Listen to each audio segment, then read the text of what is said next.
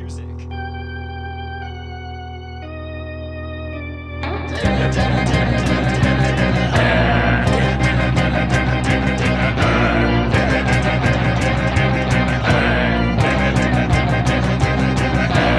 Party's not a party, he's a man who fights crime. And we're gonna watch him fight for a minute at a time. With John and Niall and a guest who doesn't rhyme. It's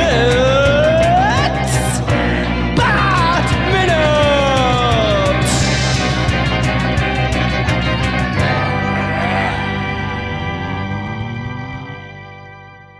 Hello everyone, and welcome once again to Bat Minutes and Robin, the podcast where we never leave the cave without talking about every minute of Batman and Robin, 1 minute at a time. We don't have much of a social life, though, because no one wants to talk about Batman and Robin every time we leave the cave, but whatever. You know, screw them. They're losers. They're missing out on life. Life is Batman and Robin. But, yeah, I'm one of the hosts, Niall McGowan. And here to take you from a bidding war to a cold war. It is your other host, John Parker. Yeah, we're here today to talk about, it's a minute. It's a minute to this movie, all right. But we're here to join very well. Not joined very well, although I don't know if you can join someone very well. But you can. You could join them badly as well. But we're joined today by recurring guests, all the way from last season and the season prior. We have the Carlisles, Tabitha and Jonathan, coming in today. Hello. Hi. Thanks for having us.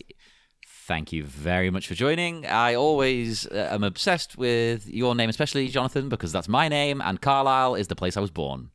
Oh, wow. Very nice. It's all connected.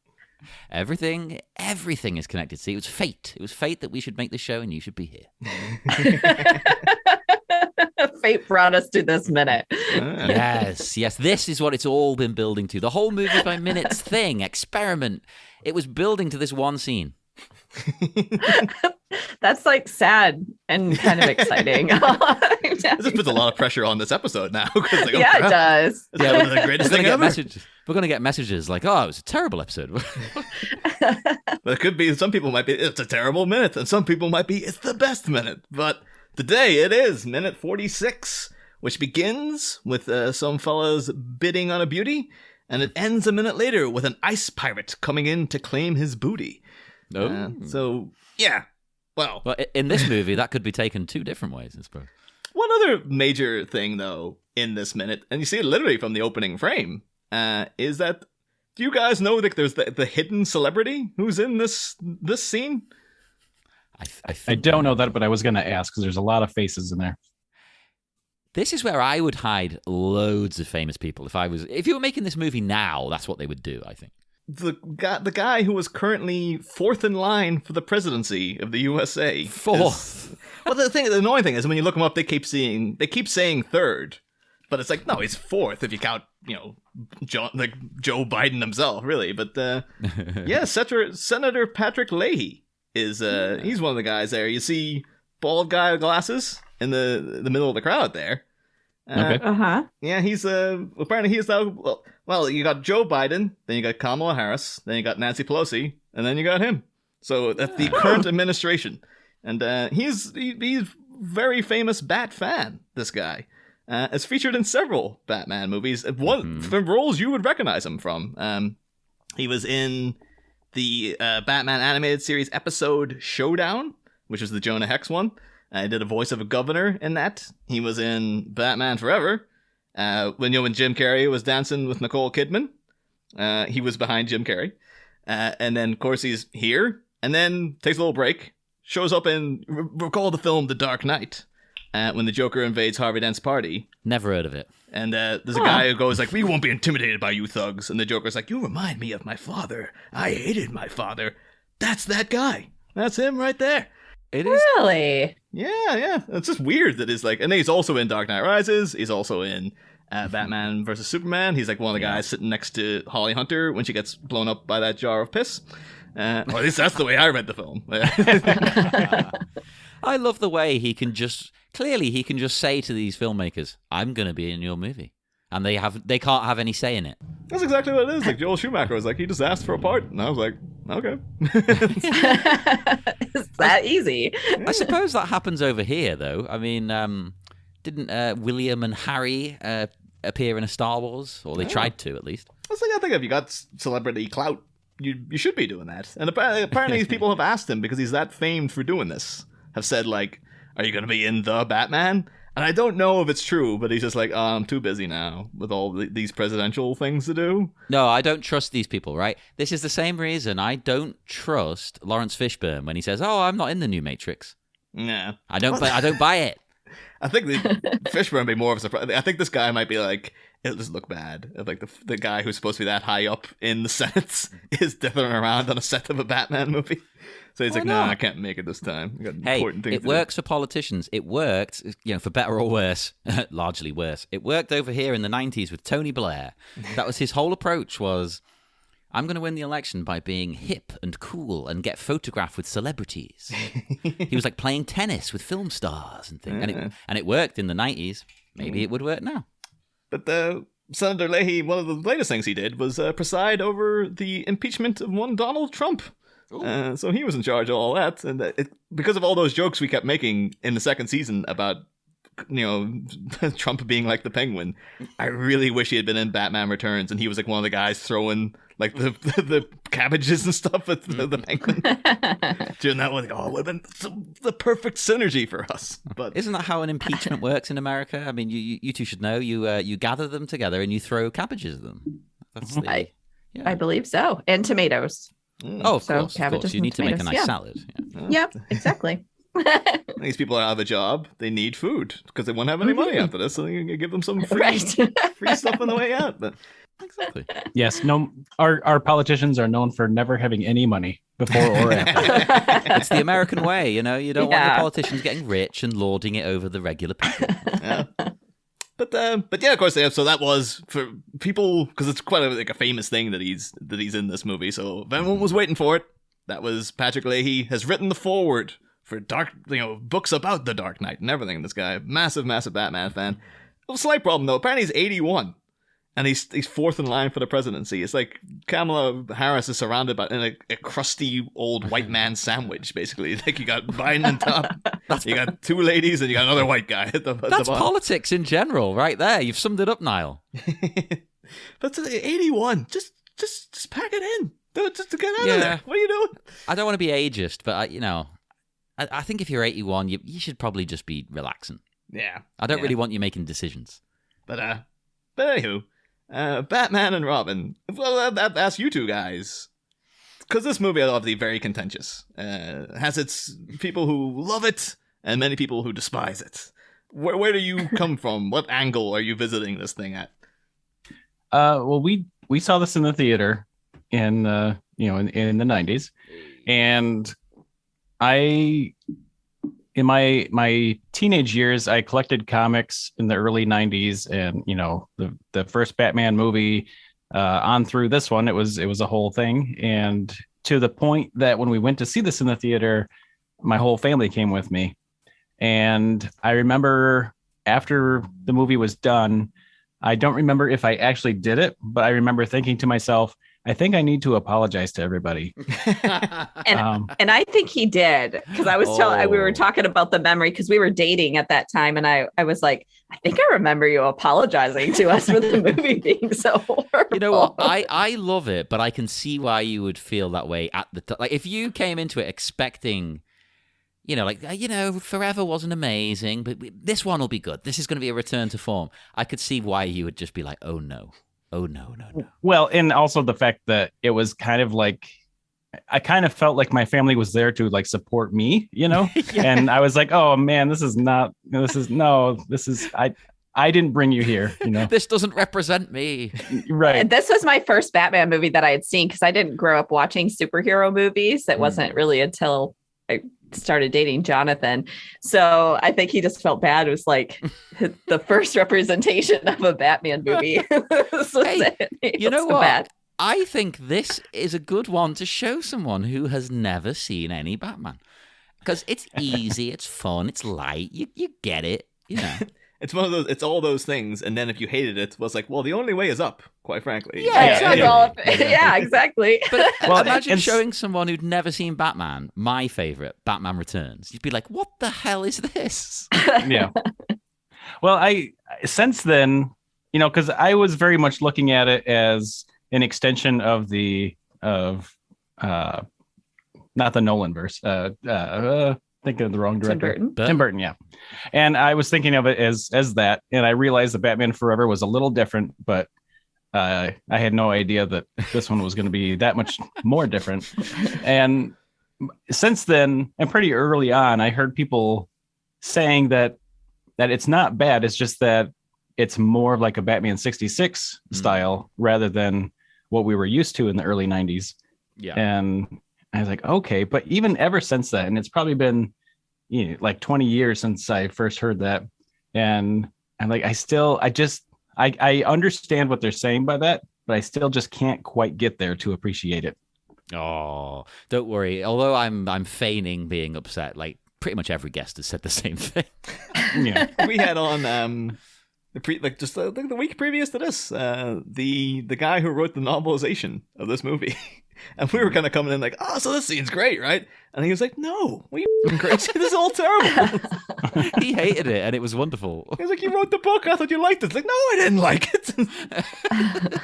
He knew exactly what he was doing. He's like, I'm hired for a job. So, yeah, I like Batman in general, so I'm going to adapt this piece of crap, and here I am. And his mission, was to make it better. And I mean, arguably, he did. Although I do the images now though of Jonathan like going up and requesting like the projectionist stop the movie and just coming over the loudspeaker like I'm sorry everyone. I'm like, not just my family but everyone here. Some other guy behind him in the queue going like, yeah, I brought my family here too. I want to apologize as well. I hope you reimbursed everybody in the theater. Yeah, I made sure to stand by the door, and as everyone's leaving, like, this does not represent me. Remember. I think that's the thing, though. Apparently, George Clooney has like he's refunded people. Like people like take the piss out of Batman and Robin to him. He's like, all right, I'll give you your money back. Oh no, come on! Really? Even if you think it's bad, it's like it's just not for you. That's fine. Is he taking like inflation into account though? He's just like, what was it like $12? And that's 1997. What are we going up to now? What 20? Like, come on. Yeah, what would it have cost back then in England? The cinema when I went to see this. I mean, I was a child, so I got a child ticket, but it cost nothing. Yeah, it was like £3, which is like what, like $5? But now, if I went to a brand new movie, it'd be like £20. That's like that because I so frequently go to the cinema by myself. I'm always a bit baffled then when now they're doing the Disney Plus premium thing where like you can now watch Black Widow for $30. And I'm like, what? $30? Jesus Christ. And then people said like, no, that would be the same amount you would pay to take your family to see it in the theaters. It's like, that's not the amount I would pay to see it though. Like what? Like, that's demented. But once you've got more than say 2 people watching it, that actually is cost effective. Yeah. And it saves you having to go to the goddamn cinema and be worried about people coughing on you and stuff these days. And then once you buy popcorn and drinks, that's exactly what we did. Was we bought it on Disney Plus and watched watched Black Widow with our girls the other night because there's 4 of us. And then by the time you bought all the extras, that's where they get you is the food and the drinks. I actually last time I went, I gave in and was like, you know what? They sell beer in the cinema. I'll get a beer, and it was just a normal bottle of like Heineken, and it'd be like £6. So what's that like? I don't know, like $8-9. It's like, God damn it! Like going to a ball game. I'm assuming these 2 girls chipped in, right? You went down. I was like, all right, cough it up. Give me your pocket money. Come on, like $4 each. Come on. Yeah, you've got to keep it fair. You're teaching them a lesson about finances. Oh, speaking of money, we're getting talk of money to start this minute here. We got like $500,000 for Poison Ivy. Yeah, a mighty fee for a mighty tree. Yeah. Or plant, whatever.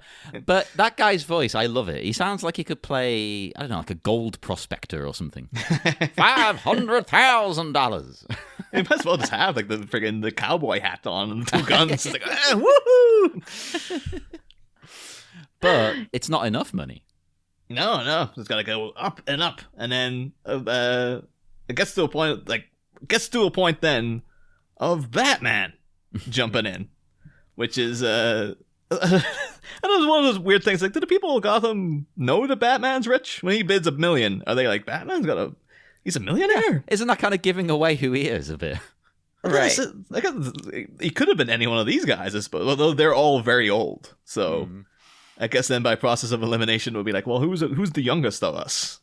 I guess it would be Bruce Wayne, and he's not even here. Oh my God! Who's the youngest, richest, and most physically able? It's Bruce Wayne. So he bids $1 million, but then Robin outbids him. $2 million, which I know they address this, but let me just say, how? What kind of allowance does he get from Bruce? Right.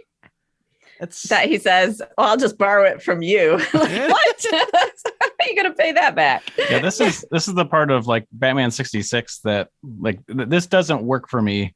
Like as far as like Robin's retorts, because I feel at least in the 66 TV series, Robin may not be witty, but at least he's got some alliteration or some kind of memorable lines. And yeah. And here he's just whiny and makes no sense at all. That's Robin as a whole in this series, isn't it? Yeah. Like, what's he doing? This should be the time. This is the time for a gag.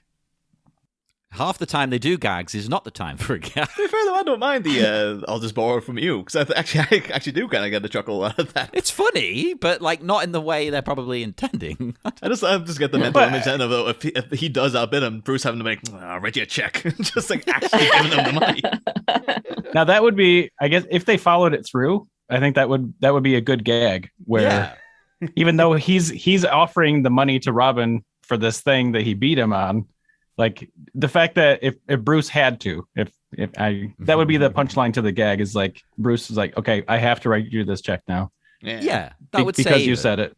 But for him to just say it and not to say anything, it's like no, he's just not going to give you the money.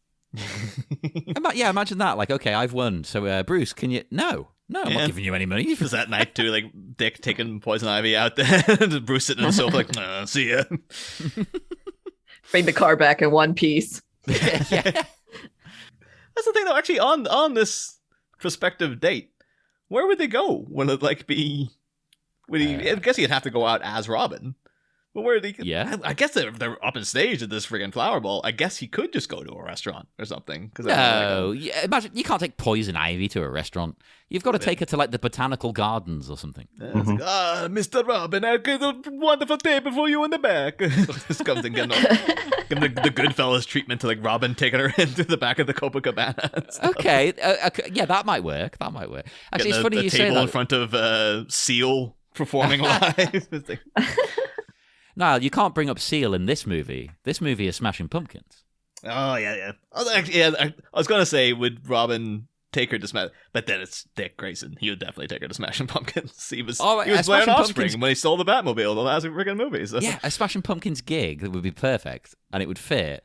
And you know what? It wasn't long after this they started putting stuff like that in films. You know, like in Triple X with Vin Diesel, there's a whole bit of Rammstein in the movie. Yeah, Macy Gray in the first Spider-Man movie. Yeah. Which is like, there's a couple of things date that movie. None more so than freaking Macy Gray showing up. One of my favorite things when I was watching Queer Eye on Netflix was just this guy they were helping randomly just casually in conversation was like, yeah, you know, my sister Macy Gray. I was like, what?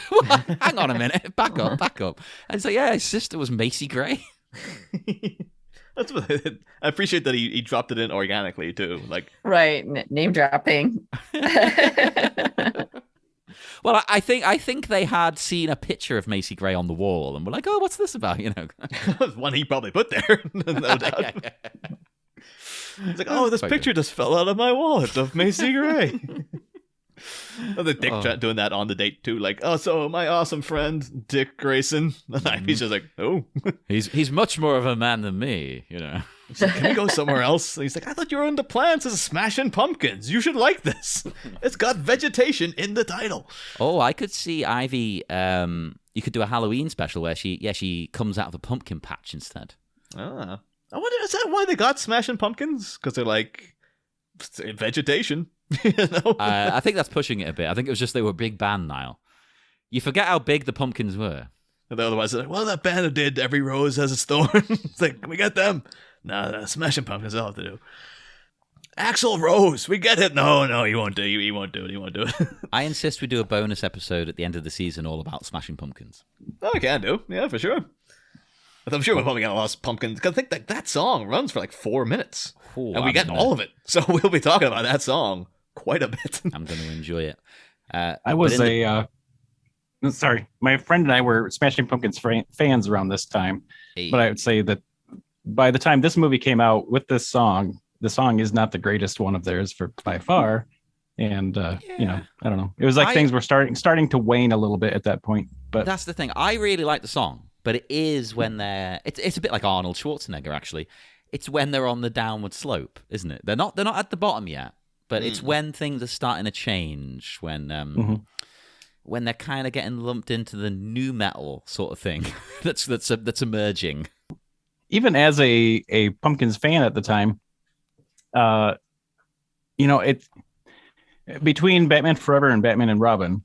U2 had the song on Batman Forever. Yeah. And I kind of feel like, especially for people who don't know the bands at all, the Smashing Pumpkins song for Batman and Robin was like, oh, that's the U2 song, right? No, like, no, that's a different movie, different band. It's like, it's just kind of more of the same and not its own thing. And that's kind of the sound they were going for. We're talking loads about this song. We're going to get to it later. But that's kind of the sound they were going for at the time, though, isn't it? Like, isn't it around the time... I might have my timelines messed up, that they were doing the album like Adore and thing, or is it Machina? Yeah, it's around that time, isn't it? Where it's basically the Billy Corgan show. It's not really a band anymore. It's like, I'm going to do my thing, and you turn up and do what I tell you to do. But anyway, minute 46. Because we got the gradual escalation of 2 million. You don't have it. I'll borrow from you 3 million. That's a utility belt, not a money belt. Which is okay. I want to see them. Just take the belt off and put that up for auction right now. Say like, all right, we'll see. How much is that worth? Yeah, yeah. But I love the way it goes though. 6 million. That's just that line though. Is like it. Maybe I'm just some dumb hick. But money belts, is that a thing? Like, because I just thought that was atrocious dialogue. Like, a money belt, what's that? Like, I don't know. Like, I have seen people have like a belt that those cylinders you used to put coins in. Oh yeah. I have seen people have them on a belt in a shop once, and maybe that's what he means. It brought to mind the end of the movie Midnight Run for me, where you find out that Charles Grodin actually has like a load of money on him in a kind of Velcro belt wrapped around his waist, and he kind of unzips it and it's got loads of bills inside. And it's like, is that a money belt? Like, it's a thing that it's literally just you wrap it around yourself, and it's designed to just hold paper dollars, or it's either that. I'm hoping it is a thing, because otherwise, that's a utility belt, not a money belt. Is atrocious dialogue. Like, it already is, but it's even worse. I think they had some belts like that had like a zipper in it. So like people that went traveling and stuff, if you're in the city or whatever, and you're wanting to be safe and have some emergency money on you, that I think I remember seeing like these belts that had like a zipper, hidden zipper thing like in it. A fanny pack, but small. Yeah, but like belt size. Yeah, right. like... Yeah, I've seen that. Definitely. That they existed. Low key. No, I was going to say now, like if you're a woman, you could wear yoga pants, like, and they like you can get them with zippers in them, and so you could put like your key or your money or ID or something like that in them if you were going out for a run. So if you wore those anywhere, you could. But that's not. But it would still be kind of that same hidden waist money purpose. I like it. I like it. Yeah. Now I want to see Robin with a money belt at some point. Like, this is a money belt. Although I want him with, I'm going to have to join in with the Americanism. I want him with a fanny pack. That would be awesome. That, but we had them. They were the same, the same era. I grew up wearing them. They were cool at the time. I was on my skateboard wearing one. I was gonna want Robin. The two of them, they run around though, like with big pouches of like coins. So you just hear like every time. That would be really funny if he just like flips his cape back and he's like, this is a money belt. Yeah. And he's got like a big fanny pack there. And he just starts getting change out. Like, hang on. 1, 2, 3. That's not even though, because the fact like it's called a utility belt. It's like, well, it's utilitarian. It's got a bit of everything in there. Why wouldn't it have money in there? Like, it doesn't make any sense this time. Like, it's terrible. Batman doesn't need cash. Although that's then disproven because after Robin bid $6 million, we get the moment.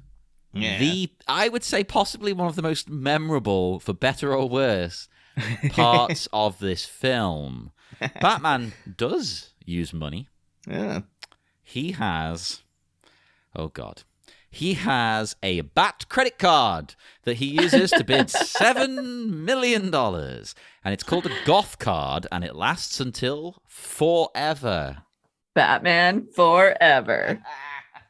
Good through forever as well. Spelt like drive through. I don't know Yeah. if that's supposed to be a callback to Batman Forever and then I'll get drive through. But like, Is like, it that doesn't an even- American thing? Can I just ask? I think that's an American thing. I think there's Yeah. cards that actually have that on there. They do. Oh, jeez. See, here it just says expires and then the date. And we would never, I don't think ever spell through that way.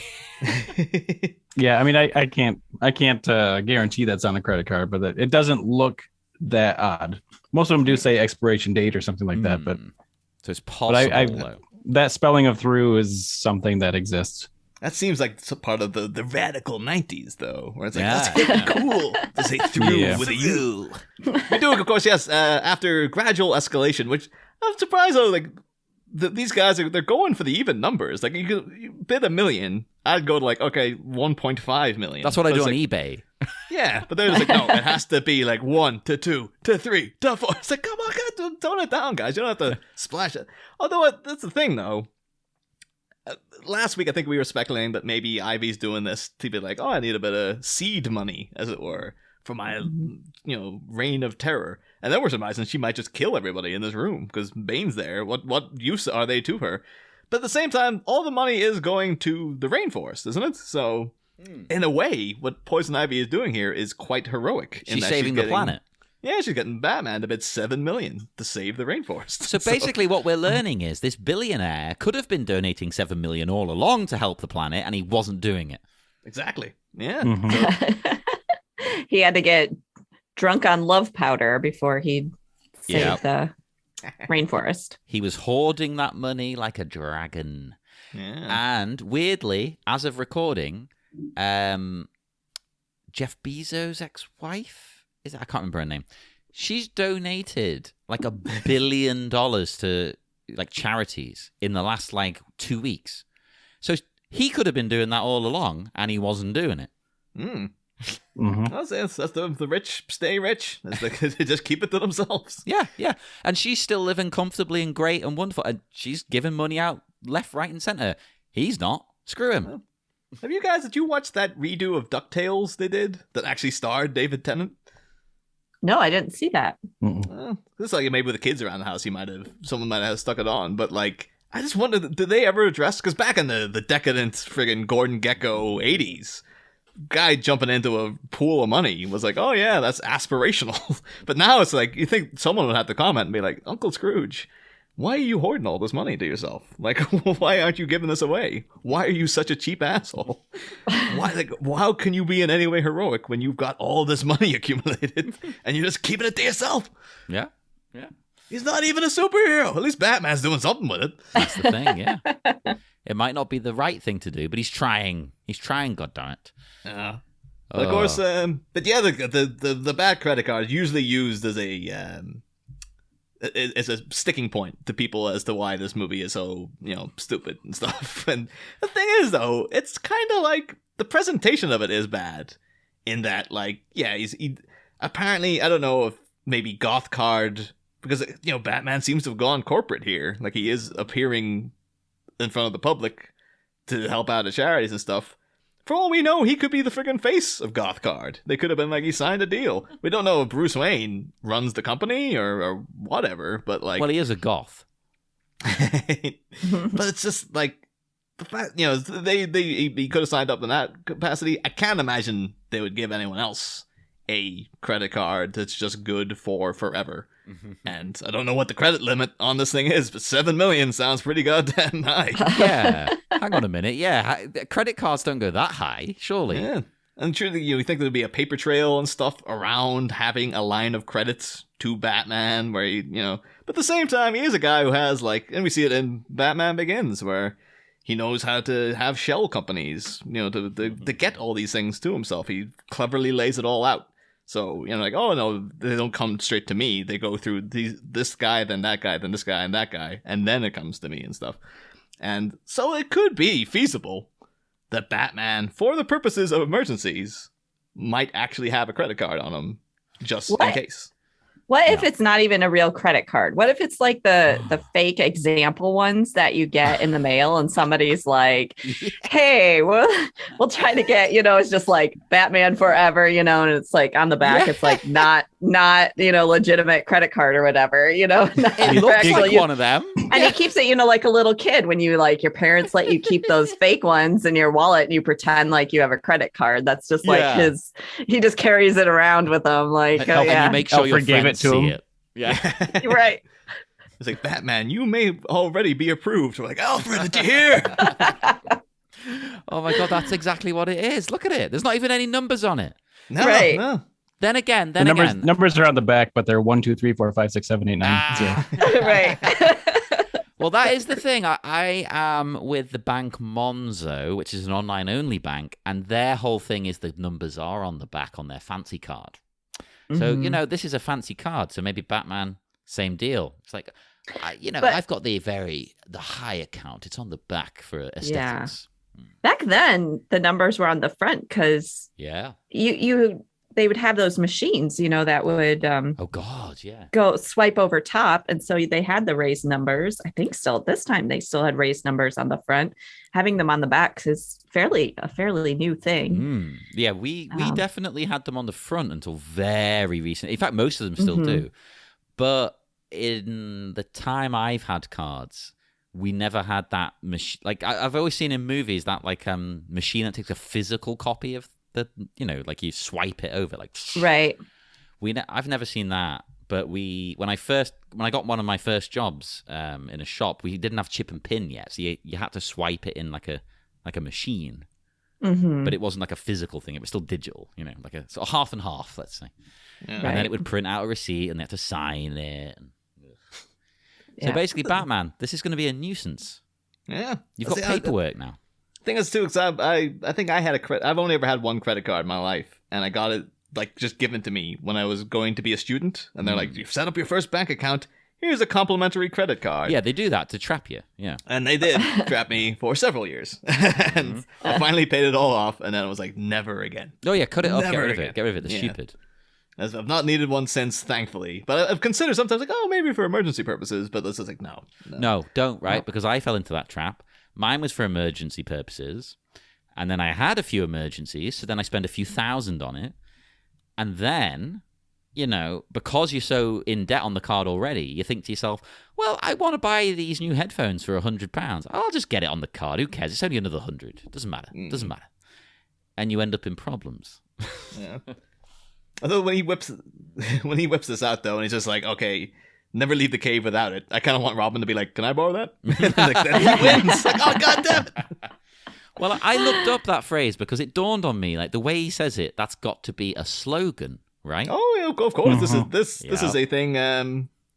Long-time listeners will have heard that phrase before, because bizarrely was used in the opening minutes of Batman '89. It was. Nick and Eddie, the crooks who mugged that couple who you thought originally were the Waynes, and then turned out not to be the Waynes. But of course, they're up on top of the freaking roof, going like, oh, American Express card. Don't leave home without it. Yeah, which made me Google American Express and whatnot. Yeah. So I found the idea, though, as well, that like Batman first heard that phrase from those guys. So like when we thought behind them, they're sitting doing that, and you hear the crunching of what we thought were stones behind them. For Batman to let them know that he was there was actually him writing down, "Don't leave home without it." I love it. I use that for my credit card too when I build my own credit card company, GOTHCARD. Well, it was. I did research and I found a thing on thedrum.com, which is a very strange website. But they had a whole article about this specifically. And it's a tagline from, you guessed it, American Express, from the mid-'70s through to the late '90s. So it was one of the most successful campaigns of all time in America. Yeah. And they had advertisements initially fronted by Carl Malden, who was...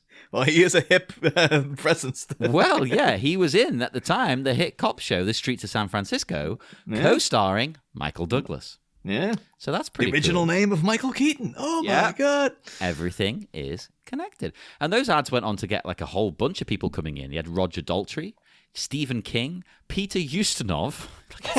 Quite an array of people. I'm surprised Clooney hasn't done it, because it could be like he does all those Nespresso things, and he's very open about like what people would call selling out. Like I've seen him in interviews going like, "Yeah, I do advertisements because it puts a bit of money in my pocket, and then I can focus on doing like sort of more experimental things and stuff rather than going for big blockbusters every time." Because he did it once, and look where we are now. Exactly. There's nothing wrong with that at all, and that's kind of the vibe. The advertisements at the time.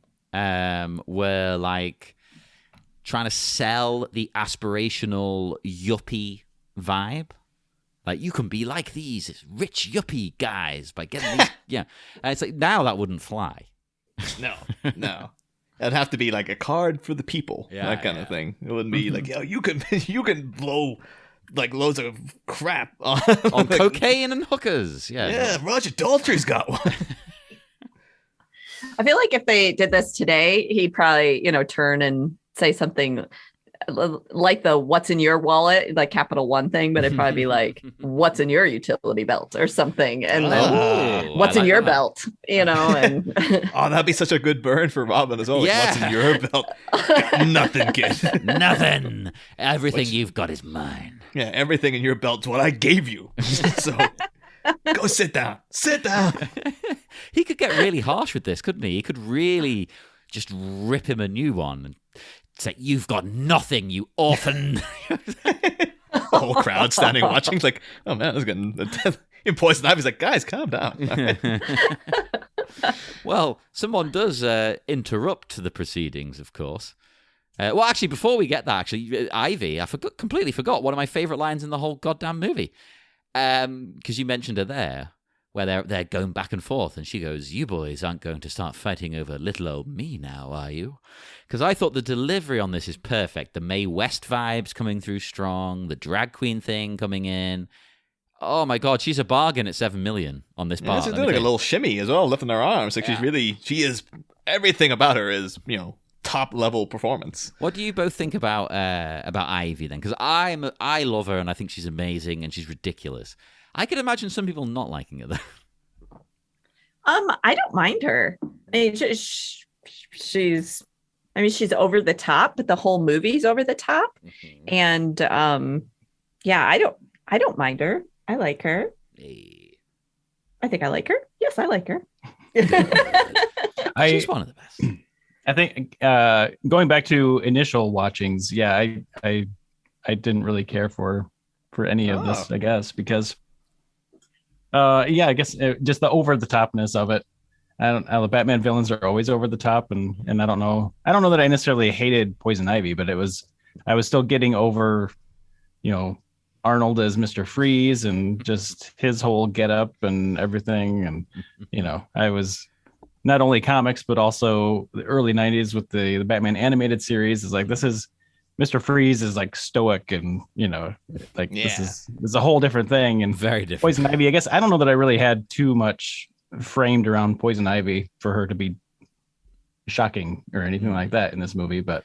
Well, and it fits a character, she's doing that, as I said, Mae West / drag queen kind of thing, which is, that fits like her powers, the sort of almost comedic, seductive quality. It's like a bit of both at once. I like it. Yeah, I think it's like it almost is like a genuinely sinister tint, though, to the fact that like she has these guys so completely leading out of her hand, and it's like a little mocking thing. You boys aren't going to start fighting over little old me, like because she knows she's like, I got you. You're mine now. I mean, with that phrase, she's kind of like encouraging them to start fighting. Like that's her intent, right? I mean, like, so just by saying that, she's just like suggesting to them in the way that she's saying it. Like, yeah, very well, they will start fighting. Yeah, I think it's a good line. That's kind of well delivered, because even the way the music builds to this crescendo, it's always like, oh, it does have a sinister undercurrent to the whole thing that I do appreciate. Yeah, it's an interesting sort of interpretation of how to show somebody using sexuality as a power. Yeah, and it's not too for this movie. It's not too cheesy. It is like, it's interesting. It's good. I really like it. It's not too ridiculous considering everything else in the movie is. Yeah. Should say though, before we move into whoever, like the person who's gonna burst in to the room presently, the Batman did in fact have not a bad credit card in the comics, but he did have a specially treated credit card, a Viva card, which I think was supposed to be a riff on Visa. But Bruce Wayne basically had a credit card that he could slot into elevators in Wayne Tower, but it would lock them, and then he could change into Batman, and it would scoot him straight to the Batcave. And it features very prominently in Detective Comics 511 in a storyline called The Eye, with just the letter I, The Eye of the Beholder, which is weirdly coincidental, because I remember when you guys were last on, we were talking about Two-Face, and the issues that told his backstory, which were also called The Eye of the Beholder. So that's a random bit of happenstance right there. Everything's connected. And weirdly enough, too, people praise the Batman animated series up and down for being like the serious, grounded version of Batman you always wanted to see. People might also recall that in the episode where Two-Face, the two-parter, just called Two-Face, in part 2, there's a shot of him opening his wallet and looking at a picture of him and Grace, who's just essentially Gilda Dent. They called her Grace for some reason. And in there, you see that he's got a credit card that says Two-Face on it. So I guess like Harvey Dent's first action was like, all right, I have a new identity. I'm zipped straight out to the bank. He went down to the bank with ID. What? Yeah. It's like, now I'm Two-Face. I'm going to have to fill out all these forms. It's going to take forever to change my identity. God Get a new birth certificate, everything. Changed his driving license. No wonder he was so angry about the whole thing. It's a hassle. It's a pain. But yeah, of course, then we do get an invading force, Mr. Freeze. Oh, and he starts freezing the crap out of everyone as well. Yeah. Of course, I feel like he's really forcing this line too. No, I love it. This is Arnie on form, baby. No, but it's okay. Say it once, all right? Okay, everybody, chill. But then it's chill. Yeah. It's like, all right, it was mildly funny the first time, dude. That's this movie in a nutshell, though, right? It's got it's almost like you get like Predator flashbacks, or even like that bit in Terminator 2 where he's got the helicopter gun. He's just blasting the crap out of all those police cars and stuff. Yeah. It's the same thing. It's like going in both barrels, freezing everybody. Well, the draft, though, is way worse. It's way worse, right? He doesn't say, all right, everyone chill. He bursts in, draws his gun, and says, did I use the wrong door again? Oh, wow, not even that's a joke. terrible. That's not a joke. No. There's no cold pun in there. No.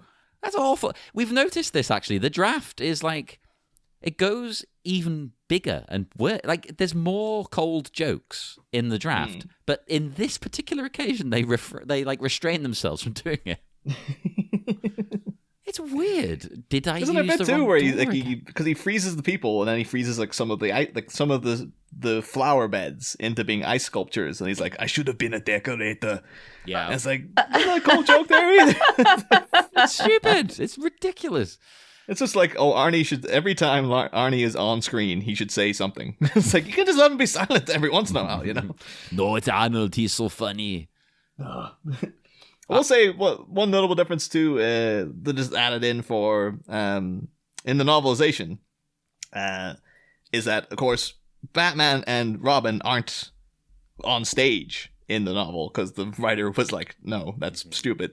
They're to be honest with you, I thought it was a weird choice where they're janitors like milling around, cleaning things up during the party. And it's like, you wouldn't have janitors at the party cleaning up. They come afterwards. Yeah, like what? But I just like the idea that it's like it would have been George Clooney and Chris O'Donnell in like jumpsuits with like mustaches, pretending to be janitor. But that when they do start the whole like 7 million, all that business, and Poison Ivy's kind of laughing, going like, "What? Even from the janitors, I'm getting this." You know, so. That's funny. I like that. That's not too bad. I like Ivy in general here, like at the end as well, because she doesn't look annoyed at Freeze bursting in. She looks like the look on her face is more kind of intrigued. Oh, I think what's going on here? She is warm for his form. I think like she's instantly like, "Ooh, look at this guy!" Like, you know, I can use. We're gonna get a lot more of it as the movie goes on, but I think from the word go, she's like, "Oh." I think there might be a spark between us. Because as we know, Niall, Arnold is sexy.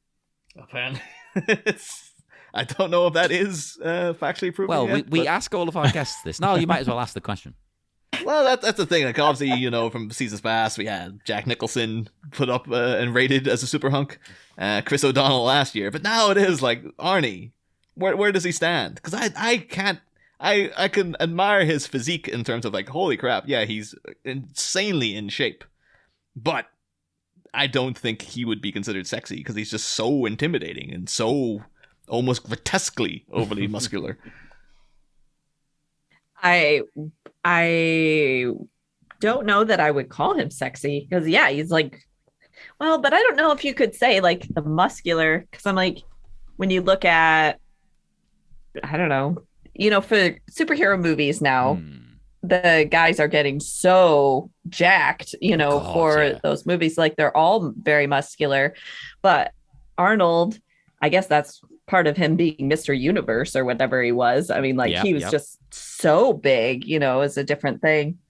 I don't know. But I would choose him over Jack Nicholson. I mean, if you're like in a ranking. Yeah. I agree with that. I don't see a problem with that ranking. Jack's he's got charisma, but he's not good looking. I kind of want now to stir some Hollywood and just be like, send Jack Nicholson like an anonymous note going like, people think Arnold Schwarzenegger is sexier than you, just to psych him out, just to see what he does. Yeah. But before we go, we do ask the guests this season. Because Batman and Robin is so reviled and revered in many circles as being one of the worst movies ever made, we're asking the guests what their most hated movie is. Like, you guys, do you have anything to throw on the docket? Oh, we thought about this. We each talked to each other about what our answers would be. As far as my most hated, I don't even know if it's my most hated, but I just remember watching it wasn't Trolls, but it was like gnomes. It was like garden gnomes. Yeah. Romeo and Juliet. Romeo and Juliet. I could not stand that movie. It's Emily Blunt and like James McAvoy as well, isn't it? It's a good cast, but that doesn't mean it's a good movie. Yeah. No, oh I my just God, couldn't. I forgot that existed. Holy crap. Yeah. Because they had the sequel and spin-off with Johnny Depp as Sherlock Gnomes. Yeah, I never saw that one. Yeah, we didn't watch that one. But whether it actually fits the question or not, I kind of had to throw this in here. Back when back in these 90s era here, my friends and I, we loved MST3K, and so we kind of that was the glory days of video stores, and just grab some old VHS off the shelf and see what it was. And so we would have our own little, not that we didn't MST3K the movies that we've never seen before, but we were just looking for old bad movies and just trying to enjoy them for what they were. And there was this one that always stuck out as our favorite to watch was Flesh-Eating Mothers from like 1987 or 88 or something. I think I've heard the name, but I've never seen it. It's this terribly done movie where like people are eating other people, but it's obviously just like nylons instead of flesh and stuff like that. But it's very, very silly, and it was a little diamond in the rough as far as the good bad movies. Oh, that's excellent. You're speaking to the right people here, because that's a hobby of Niall and me. Like, we regularly get together and watch bad films. Well, we did before COVID, obviously.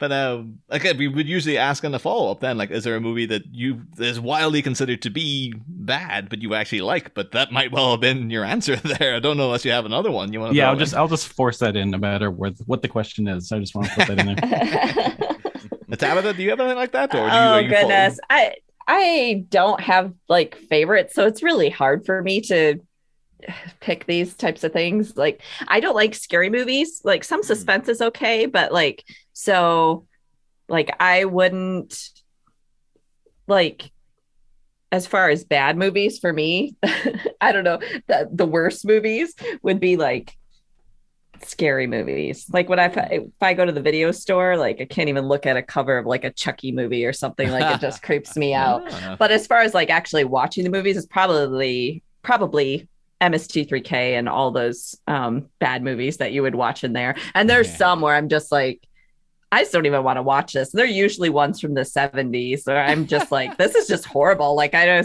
can't even laugh at it. It's just so horrible. You just need more alcohol. That's the trick with me and Niall, let me tell you. I think maybe because some of them are really bad. But as far as like movies I would defend, that is a hard one too. But I was thinking that the Disney movie John Carter, that didn't go very well, but I liked it, and it kind of I went from, my curiosity went from there to actually reading the books. And so like I read the first 3 books in the series and I enjoyed them. And so that's a movie I think that I kind of stick up for as like, hey, I like that movie. I enjoyed it. It was like a whole new thing. I had no idea anything about it and I enjoyed it. So. That's a good choice. Yeah. I think I'm the same. Like, I didn't know who the character was. I'd never heard of the character, so I had no expectations. But apparently some people did know the character, so they were very upset. Oh, yeah, I think it's because dates from like the 1930s or even the 1920s. Yeah. So it was a big deal way back when. But now it's just like, oh yeah, like, who? But John Carter? That's a stupid name. Yeah. Okay, fine. It'd be like making a movie about Dan Dare. Just like, no, Dan Dare. Which could be great, but I suppose purists might be upset. Yeah. But yeah, I think we have to. Unfortunately, we have to move on. Sorry, you guys only got in for like a little swift visit this time. But we had to have you on. Hell yeah! Yeah. No, thank you. Yeah. So we will. It was fun chatting with you guys again. Thanks for having us on. Oh, anytime. It's always a pleasure. We will head off into the dark night. Would you both like to say where you can be found online, or promote anything you're working on right now? Well, I sound like a broken record, but UHF 62nd is still out there to the degree that it's out there, and we have no plans to abandon it, although we haven't really made any plans to resume yet. So there's that. You better do. Yeah. But I'm still just hinging on that. Yeah. And I just have fun guesting here and there. And we still have a Rocky Minute episode coming out someday that you can hear us on Rocky 3. And we were just recently on American Graffiti, One Song at a Time. And so we have a minute recently. Yeah. So check all of that out, everyone. And as usual, come and see us on Facebook, Twitter, Instagram, all of that. Just put in Bat Minute. And check out the Sleepy Charlie Media Patreon, where you can give us next to nothing, less than a cup of coffee, and you get bonus material, extra wonderful things, and it helps us keep the lights on. And we will see you again on Wednesday for more wonderful fun and more Bat Minute and Robin. Next time, a flurry of fisticuffs. An upsetting icy infiltration has interrupted the Madam of Dahlia's demure demonstration. Yeah, but as our masked manhunters make way in the melee with a pow-zap thwack, which contemptible coupling will commence amidst this attack? It's round 2 next time, Bat-mites. Same Bat Pod, different Bat Minute. We'll be back.